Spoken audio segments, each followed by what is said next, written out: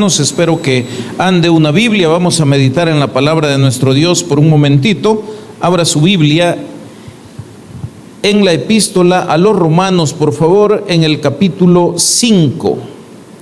Romanos capítulo 5. Hemos titulado la meditación de esta tarde, Esperanza que no avergüenza. Romanos capítulo 5, versículo 1 en adelante. Cuando usted lo haya encontrado, por favor me dice un fuerte amén. Romanos capítulo 5, versículo 1 en adelante. Esperanza que no avergüenza. ¿Ya lo tenemos, mis hermanos? Amén. Vamos a leer la palabra de nuestro Dios. Lo hacemos en el nombre del Padre, y del Hijo, y del Espíritu Santo. Dice la Biblia: justificados pues por la fe, tenemos paz para con Dios por medio de nuestro Señor Jesucristo, por quien también tenemos entrada por la fe a esta gracia, en la cual estamos firmes y nos gloriamos en la esperanza de la gloria de Dios. Leemos hasta ahí, oramos. Padre, gracias te damos, mi buen Señor, por este momento especial en el que nos permites, Señor, acercarnos a ti, buscar tu consejo, buscar tu sabiduría y tratar, Señor, cada día de escuchar tu voz. Te ruego que hables a nuestras vidas, que hables a nuestros corazones y nos des la capacidad de retener tu palabra para ponerla en la práctica. Toma control de todo lo que se diga, pues todo te lo pedimos en el nombre de Jesús. Amén y amén. Pueden sentarse, mis hermanos. El día de hoy nosotros hablamos de la resurrección. Yo no sé si usted se ha fijado, pero hablamos de la resurrección como algo fácil de entender y hasta cierto punto fácil de creer.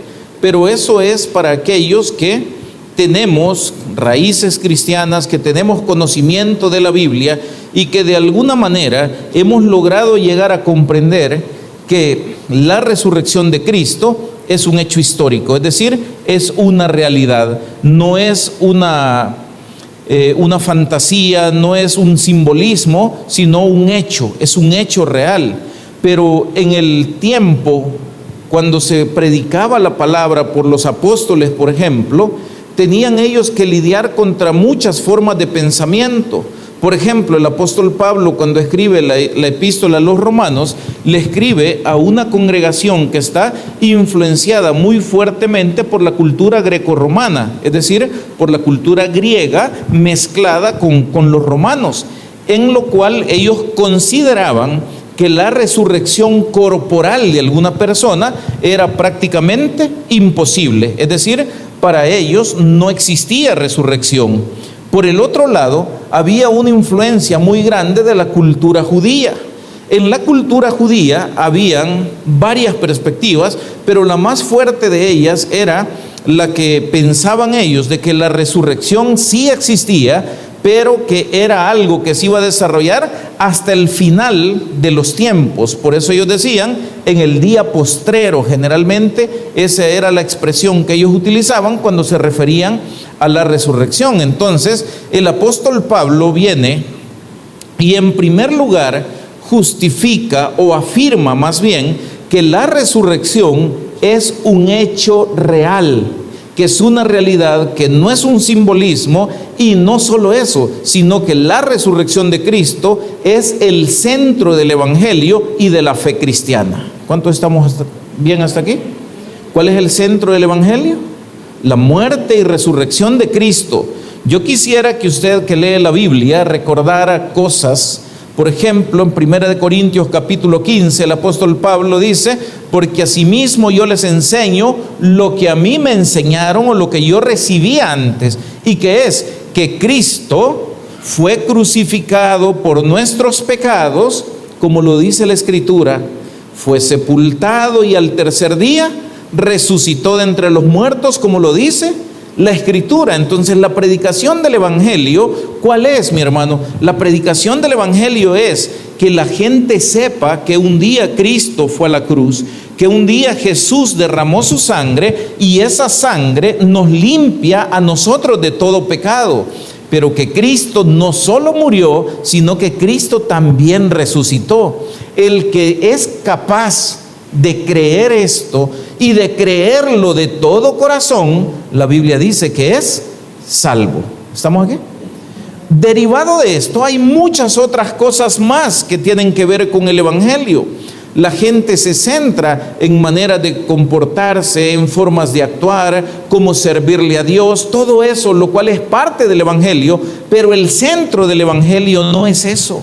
Por eso es bien importante que nosotros tengamos claro por qué servimos, por qué debemos portarnos bien, como algunas personas dicen, por qué debemos hacer buenas obras. Óigame, lo debemos hacer porque usted y yo somos hijos de Dios, porque somos salvos, porque el Espíritu de Dios ha venido a habitar a nuestros corazones, porque la naturaleza de Dios, que dice la Biblia que es amor, ha venido a morar en cada uno de nosotros, y el impulso de nuestro corazón el día de hoy debe ser honrar a nuestro Padre Celestial.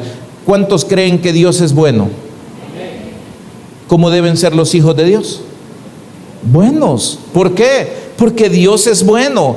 ¿Qué es lo que hay en nosotros? El Espíritu Santo de Dios. Entonces, eso es lo que nosotros deberíamos reflejar. Dios es bueno. ¿Cuántos saben que Dios perdona? ¿De qué manera perdona Dios? Le pregunto yo. De manera incondicional. ¿Cómo deberíamos perdonar nosotros? ¿Me quedé solo? De la misma manera que Dios perdona. Jesús lo dijo: ámense los unos a los otros, así como yo los he amado, de manera incondicional. Entonces, hoy nosotros vivimos con una esperanza.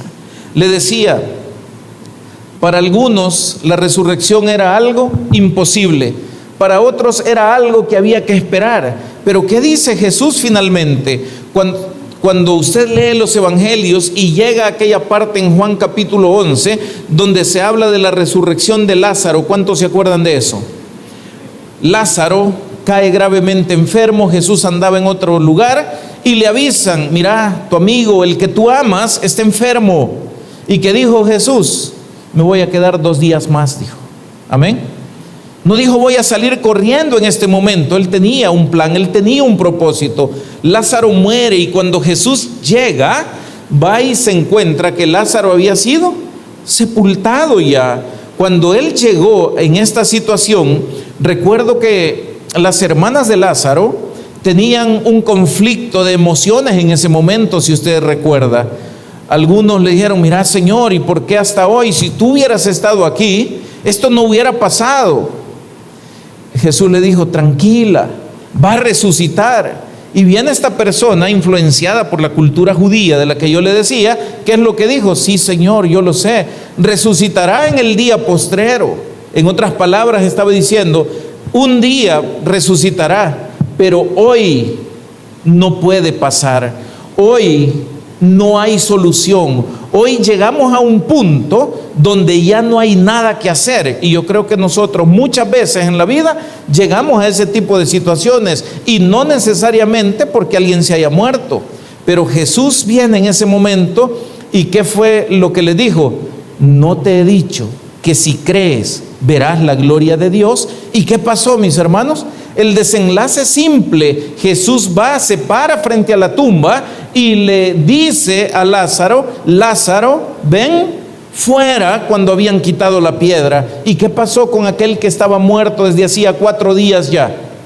Se levantó de la tumba, salió de la tumba, y esto tiene una enseñanza maravillosa para ese momento y para nosotros el día de hoy. El poder de la resurrección no estará vigente en el día postrero. El poder de la resurrección por Cristo está vigente desde el día de hoy. ¿Estamos aquí? Siempre ha estado vigente. Entonces Jesús viene y dice: sí, es cierto, hay una resurrección. Esa resurrección se va a dar allá, como ustedes dicen, pero yo soy la resurrección y la vida. El que en mí cree, aunque esté muerto, vivirá, y el que en mí cree no morirá eternamente. En otras palabras, Jesús les está diciendo: miren, ustedes sienten una gran dificultad cuando se trata de los asuntos de la vida y la muerte, y tienen razón, porque la vida y la muerte no está en manos de los seres humanos. La vida y la muerte está en manos de Jesús, quien está finalmente sobre todas esas cosas. Y Él da muestra de esto, ¿para qué? Para que nosotros el día de hoy no solo nos gloriemos en la esperanza futura de un día vivir con el Señor, sino en la esperanza presente de que el poder de Dios está a disposición de nosotros también por medio de Cristo. ¿Estamos aquí, mis hermanos? Entonces, ¿con qué esperanza vivimos? Con una esperanza segura. Mi hermano, ¿cuántas veces hemos llegado nosotros a situaciones terribles en la vida donde nosotros nos hemos sentido como se sentían las hermanas de Lázaro? Cuando llegamos a ese momento en que le decimos, ya no se puede hacer nada. A ese momento cuando alguien llegó, fue al hospital, fue donde el médico, y el médico le dijo, aquí solo Dios, si es que era creyente, ¿verdad? Pero qué bonito es cuando uno llega a esos puntos, y lo digo no porque querramos llegar ahí, sino porque al final se está expresando una realidad que muchas veces no queremos aceptar. ¿Y sabe cuál es la realidad? La realidad es que no solo en esas circunstancias, solo Dios puede hacer las cosas, porque Dios es nuestra única y verdadera esperanza siempre, no solo en los momentos de mayor dificultad que nosotros tengamos que enfrentar en la vida. Entonces, ¿cómo vivimos nosotros? Vivimos con una esperanza que no es una ilusión. Yo estoy seguro el día de hoy que muchos de los que estamos en este lugar tenemos la certeza de que un día viviremos con Cristo en el reino de los cielos. ¿Cuántos lo creen? ¿Por qué tenemos esa certeza, mis hermanos? ¿Por qué tenemos la certeza de que un día viviremos con Él? Número uno, porque Dios es fiel. Número dos, Cristo en la cruz pagó por todos nuestros pecados. Justificados pues por la fe tenemos paz para con Dios por medio de nuestro Señor Jesucristo. ¿Qué significa justificado, mi hermano? Significa declarado justo, es decir, sin culpa. Quiere decir que aquellos que hemos sido lavados con la sangre de Cristo, el día de hoy, mis hermanos, ya no tenemos pecados que deberle a nadie. ¿Y sabe por qué? Porque la sangre de Cristo, dice la Biblia, nos limpia de todo pecado. ¿Y eso qué es, mi hermano? Esa es la garantía que nosotros tenemos de poder tener acceso a Dios. Pero luego, la resurrección de Cristo nos dice que no debemos tener miedo. ¿Ni a qué? Ni a la muerte. ¿Por qué? Porque dice el apóstol Pablo que una vez nosotros estemos ausentes del cuerpo, estaremos presentes al Señor. ¿Qué significa entonces la muerte para nosotros? Un paso simplemente donde dejamos este mundo terrenal, este mundo material, y pasamos al mundo espiritual, donde los que tenemos a Cristo en el corazón viviremos eternamente al lado de nuestro Dios. Y esto, mis hermanos, es una esperanza que a nadie debe avergonzar. ¿Por qué? Porque tenemos certeza de un mañana mejor. Porque tenemos certeza de un presente bajo el poder y la cobertura de Dios. ¿Cuántas veces hemos escuchado nosotros testimonios aquí o en cualquier otro lugar donde vemos situaciones que no estaban al alcance de la ciencia, donde vemos situaciones que se salen completamente de la lógica humana y donde solo nos queda una explicación, y es decir, este fue Dios, este es un milagro que Dios tiene que haber hecho? ¿Por qué? Porque no había manera en que esa situación pudiera pasar sino por el poder o la intervención sobrenatural de alguien que está sobre las leyes terrenales que nosotros conocemos. Y de ese tipo de situaciones, mis hermanos, le cuento, la iglesia del Señor está llena de testimonios. ¿Cuántas personas hemos escuchado decir: a mí el médico me dijo que me quedaban tantos días de vida, a mí el médico me dijo que me quedaban meses? Y ahora platicamos con esas personas y dicen: ¿y esto fue hace cuánto? Esto fue hace 20 años. ¿Y no que le quedaban meses, pues? ¿Y no que le quedaban días? Y entonces, ¿cómo se puede explicar? En alguna otra ocasión Me acuerdo haberles comentado alguna vez situaciones que se salen totalmente de nuestra lógica. Por ejemplo, una mujer cuyo esposo fue diagnosticado con VIH y de repente ella dice: tengo mis niños pequeños y yo ¿qué hago ahora si este sinvergüenza salió con eso? ¿Qué era lo más probable para ella? Que ella también estuviera infectada. Habían pasado tiempo conviviendo de manera normal como marido y mujer. ¿Qué hizo esta persona? Fue, dobló rodillas delante de Dios, le pidió a Dios, por amor a sus hijos, que Dios le diera una oportunidad. ¿Sabe cuándo escuché ese testimonio yo? Cuando después de un año de pruebas en el que la habían tenido, pues, haciéndole diferentes pruebas en diferentes tiempos, ella llegó a decir: este día me hicieron la última prueba, y a pesar de haber convivido y haber hecho todo lo que se tenía que hacer en el matrimonio, yo vengo a darle la gloria a Dios porque yo no tengo nada. Yo le pregunto, ¿podrá ser esto una simple casualidad? ¿O será que Dios es fiel con aquellos que le creen y que le claman? Ese es el punto. Pero a veces nosotros tenemos tan duros nuestros corazones que nos cuesta ver lo que Dios está haciendo en nuestra vida. Me gusta lo que dice el hermano José cuando dice: mire, yo tantas cosas que tendría yo que poderles decir a ustedes, y yo lo dije hace tiempo aquí. ¿Cuánto tiempo necesitaríamos, mi hermano, para que todos los que formamos parte de la iglesia pasáramos un ratito al frente y le contáramos a los demás lo que Dios ha hecho en nuestra vida? Si hemos estado al borde de la muerte por diferentes situaciones, no solo enfermedades, hay muchos otros peligros. Hemos estado ahí y Dios no lo permitió. Hemos visto cómo Dios nos ha ido sacando de problemas en los que nosotros definitivamente no podíamos salir solos. Hemos salido de situaciones donde la misma gente que nos ama, donde la misma gente que está alrededor nuestro nos ha llegado a decir: no, hombre, lo que tenés que hacer es resignarte. Lo que tenés que hacer es aceptar tu nueva realidad. Lo que tenés que hacer es simple y sencillamente quédate tranquilo y disfrutar tus últimos días. Oiga, mi hermano, para los cristianos esto no se puede. ¿Y sabe por qué? Porque nosotros tenemos un Dios sobrenatural. Porque nosotros tenemos un Dios que a nosotros nos ha dicho que todo lo podemos en Cristo que nos fortalece. Un Dios que nos ha dicho que en Él nosotros somos más que vencedores. Entonces le quiero decir algo: ¿cómo los cristianos podemos vivir sin esperanza? ¿Cómo los cristianos podemos ser gente conformista, gente que simplemente va a decir: es que esta es mi nueva condición, así voy a morir? Porque hay gente, perdón, voy a hacer un paréntesis, hay gente que dice que Dios así me tiene. Hermano, muchas veces son pretextos, son excusas.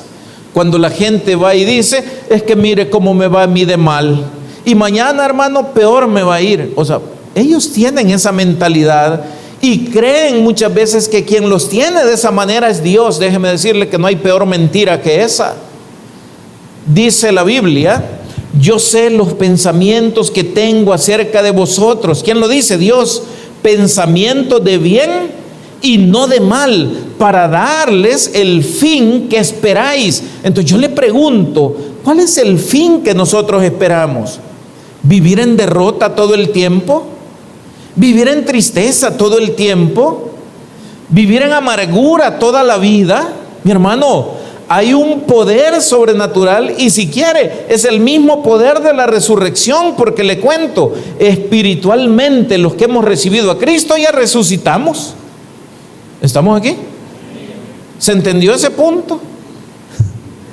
Ya resucitamos. ¿Por qué? Porque de modo que si alguno está en Cristo, nueva criatura es. Las cosas viejas pasaron, y aquí todas son hechas nuevas. Hay una nueva criatura en nosotros, hecha conforme a la naturaleza de Dios, y esa nueva criatura en nosotros tiene una condición. ¿Y sabe cuál es?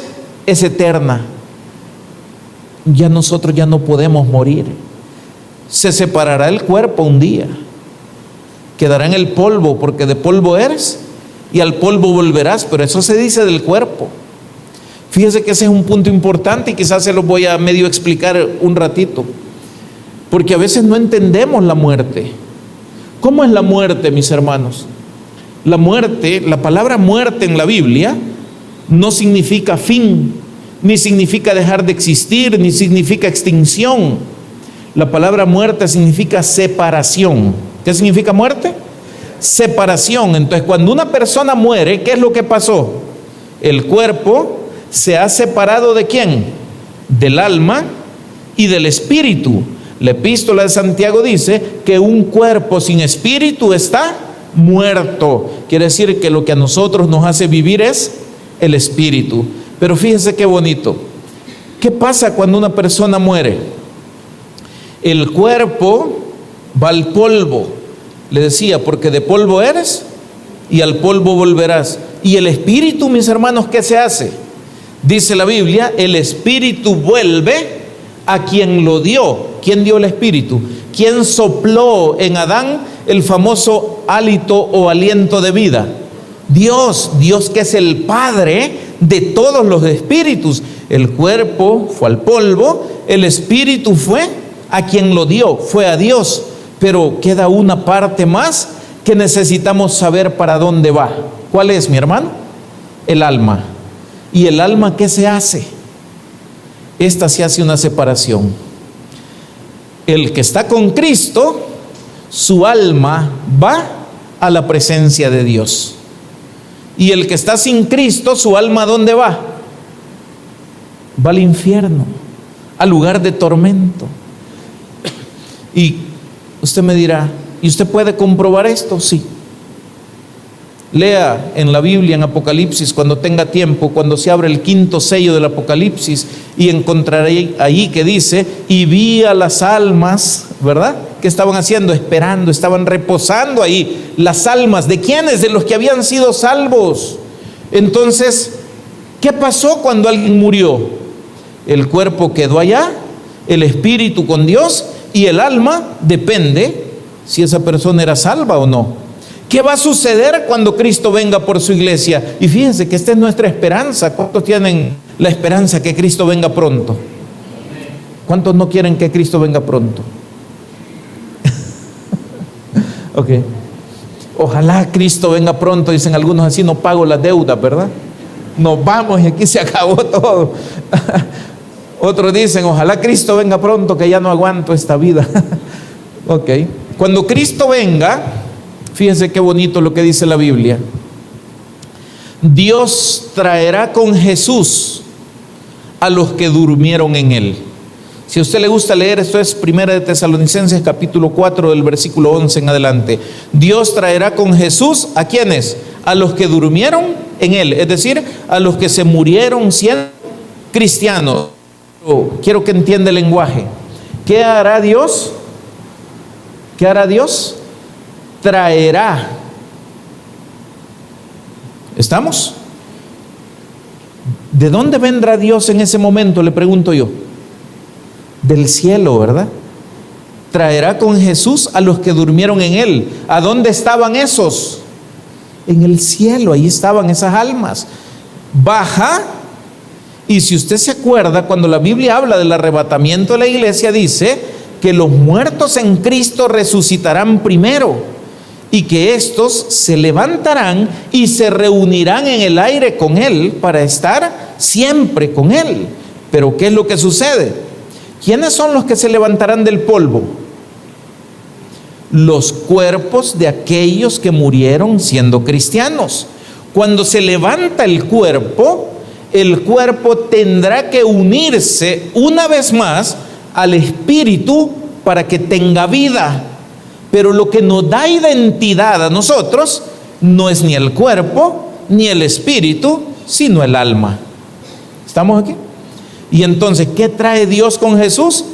El alma de aquellos que murieron siendo cristianos. Y cuando eso sucede, se reúnen otra vez estas tres partes. El cuerpo es transformado en un cuerpo nuevo, glorificado, que ya libre de pecado, libre de corrupción y libre de la muerte, es capaz de vivir en la misma presencia de Dios. Y por eso dice la Biblia que entonces estaremos con Él para siempre.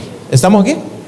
Óigame, parece fantasía lo que estamos hablando. No, mi hermano, esa es la esperanza real de los cristianos. Y tomando como base, ¿qué? La resurrección. Si Cristo resucitó, nosotros también resucitaremos un día.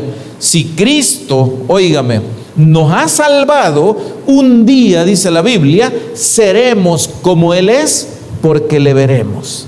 ¿Estamos aquí? Los cristianos tenemos las más grandes e importantes promesas del universo.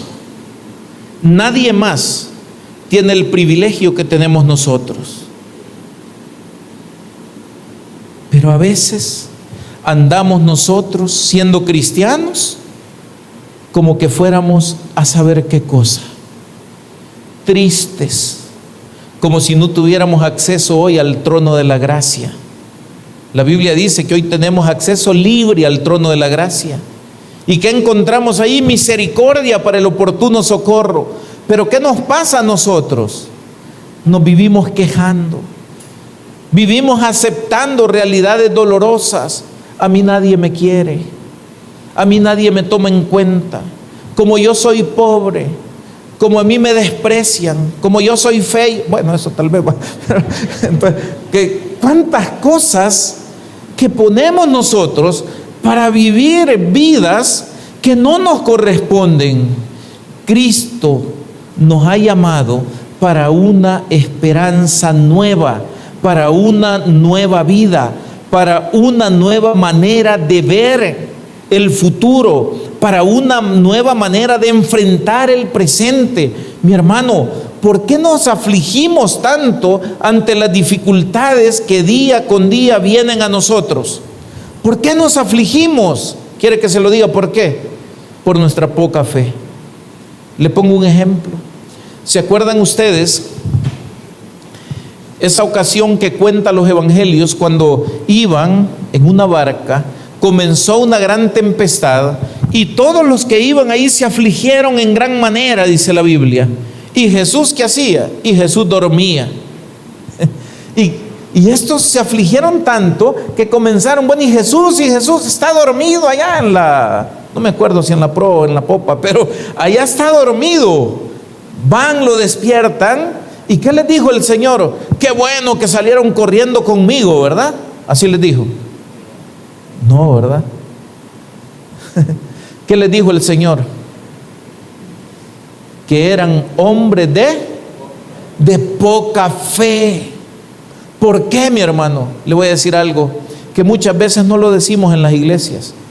No siempre tiene que salir corriendo a Jesús, porque hay cosas que Jesús ya nos dio a nosotros y deberíamos actuar con la autoridad y el poder que Él ya nos ha dado. Pero como queremos tener excusa siempre de echarle la culpa a otro, entonces venimos y decimos lo que le decía hace un momento: es que Dios así me quiere tener. No, lo que pasa es que no has querido dejar tu manera de vivir. Lo que pasa es que no has querido cambiar tus costumbres de antes. Lo que pasa es que no has querido dejar tus vicios ocultos. Lo que pasa es que hay pecados en ti que solo tú y Dios conoce y no los quieres abandonar, y luego vienes y dices que Dios te quiere tener así, y Dios no quiere a nadie tenerlo en dolor, en sufrimiento o pagando consecuencias toda la vida. Si no, díganme ustedes, ¿cuántos creen que la Biblia es la palabra de Dios? ¿Cuántos creen que todo lo que dice la Biblia es verdad? Ok, entonces no ande diciendo que Dios lo tiene fregado, como dicen algunos. ¿Estamos aquí? ¿Se acabaron los amén o qué pasó? No ande diciendo eso. Ay, Dios me puso a prueba. Eso puede ser verdad. Ay, mire qué tentación la que Dios me puso. Eso es mentira. La tentación viene del diablo, no viene de Dios. Amén. No vaya a confundir la prueba con la tentación. Hermanos, ¿hay varones aquí? Ay, mire la rubia que vaya que... Dios mío, ¿por qué me la habrá puesto Dios? ¿Quién te ha dicho que fue Dios? ¿Ah? ¿Quién dice que fue Dios? El punto es, ¿creemos que la Biblia es verdad? ¿Sí o no? el ladrón, es decir, el diablo, no vino sino para hurtar, matar y destruir. ¿Quién vino a hacer eso, hermanos? El ladrón, el diablo. Amén. Y dice Jesús: yo he venido para que tengan vida y para que la tengan en... Vaya, entonces dígame, ¿cree esta palabra o no la cree? Esta es la Biblia. ¿Y por qué dice que Dios lo tiene fregado? Ay, mire que toda la vida he pasado en prueba usted. Viera las deudas y no deja de gastar. ¿Estamos aquí? Es que esos son detalles, mi hermano. Y salimos corriendo: Señor, sácame de la deuda, porque no sé qué. Y después decimos: mire Dios cómo me tiene. No, mi hermano, es lo que le estoy diciendo ahorita. Jesús le dijo a estas personas en esa ocasión que eran hombres de poca fe, porque si ellos hubieran tenido la fe como un grano de mostaza, Él mismo les dijo: si ustedes le dijeran al árbol sicómoro que se arranque, que se desarraigue y que se lance al mar, Él lo haría. Y si le dijeras a la montaña que se mueva, se movería. Pero ¿qué se necesita, mis hermanos? Se necesita fe. ¿Estamos aquí? Y esa fe, junto a la esperanza, nos debe hacer personas fuertes, capaces de enfrentar la vida desde una perspectiva diferente. No ser fatalista: ay, hasta aquí llegué. ¿Cuál hasta aquí llegué? La última palabra siempre la tiene Dios, mi hermano. No voy a poder. ¿Quién dice que no? Es pecado decir no poder. ¿Están de acuerdo o no? Decir no puedo para el cristiano, ¿eso no es pecado? Sí, es pecado. ¿O no dice la Biblia que al que cree todo le es posible? ¿Cuántos creen aquí? Porque dice que no puede entonces. Al que cree, ¿cuánto? Todo le es posible. ¿Qué le quiero decir? Domingo de resurrección, nueva vida, nueva perspectiva. Sepa quién es usted. Usted es un hijo de Dios. ¿Quiere que le diga algo? Para finalizar, quizás hay personas que a veces dicen que les da miedo enfrentar demonios, por ejemplo. ¿A cuánto les da miedo eso? Risa les da. Ok. Estas señales seguirán a los que creen en mí, dijo Jesús allá en Marcos 16. En mi nombre echarán fuera demonios. ¿Quién dijo que eran los pastores? ¿Quién dijo que eran personas especiales que se dedican al exorcismo y no sé qué cosas de esas? ¿Verdad que no dice ahí? Estas señales seguirán a los que creen en mí. ¿Usted cree? Entonces usted tiene ese poder en usted. En mi nombre echarán fuera demonios. En mi nombre, si es necesario, hablarán nuevas lenguas. Tomarán cosa mortífera y no les hará daño. ¿Estamos aquí? Pero ¿cuál es el gran detalle de esto? ¿Cómo creemos? ¿Cómo es nuestra fe? ¿Es una fe superficial? ¿Es una fe basada en méritos? ¿Y por qué le digo esto de una fe basada en méritos? Hay personas que creen que van a obtener más poder o más favor de Dios porque dicen que se portan bien. Y le voy a decir algo: el favor de Dios no se compra.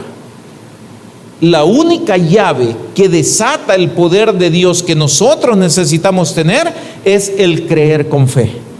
No hay otra cosa. De ahí lo demás se deriva del agradecimiento que usted y yo debemos tener con ese Dios que nos ha dado todo y más de lo que nosotros hemos merecido en toda nuestra vida.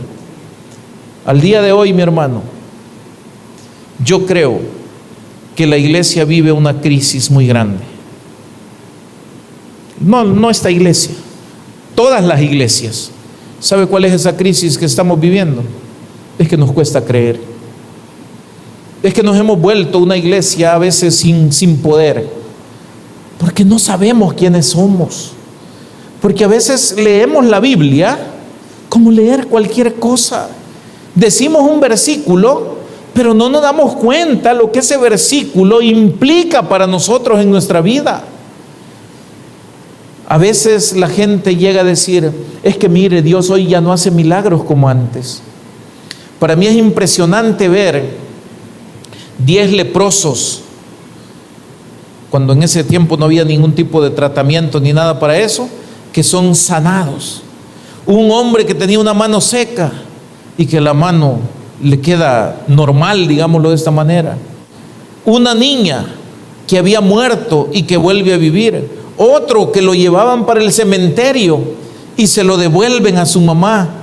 Óigame, cuántos milagros. Y viene la gente y dice, es que eso era para otra época. ¿Cuántos creen que era para otra época?